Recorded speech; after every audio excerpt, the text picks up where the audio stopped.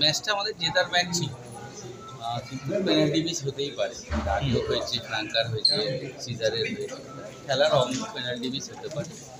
তো আমাদের ছেলেরা যে ফুটবল খেলেছে অসাধারণ, মানে এইভাবে যে ফিরে আসা যায় সেটা প্রমাণ করেছে। পরপর ওরকম টাইম মিনিটে দুটো গোল, আরেকটাও হয়ে যেত, মানে আমরা 3-2 হয়ে যেত ম্যাচটা।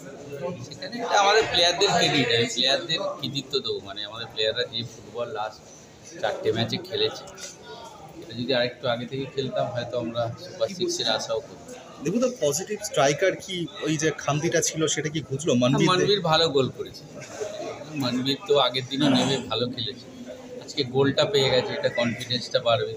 আগামী দিনে আমরা ফ্রাঙ্কাকে উইংয়েও খেলাতে পারবো। 4টে আনবিটেন রইলে 4টে ম্যাচ।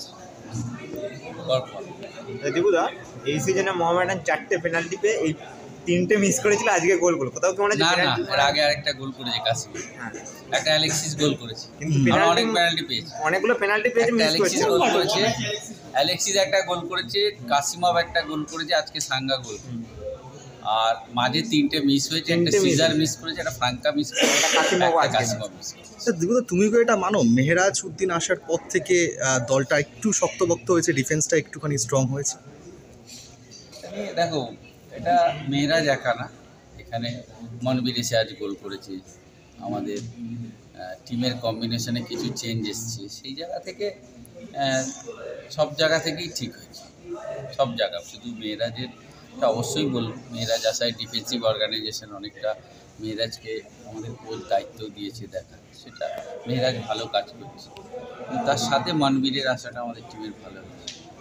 ইরশাদকে মাঝে মাঠে তুলে আনাটা কি মাস্টার স্ট্রোক এই সিজনে? কেন? ইরশাদ ভালো খেলছে, আজকে তো অসাধারণ খেলেছে। ইরশাদ প্রতিদিনই ভালো খেলছে, কিন্তু কাসিমের আবার 2টো ইয়েলো কার্ড হয়ে গেল, আরেকটা দেখলে আবার একটা ম্যাচ বাইরে।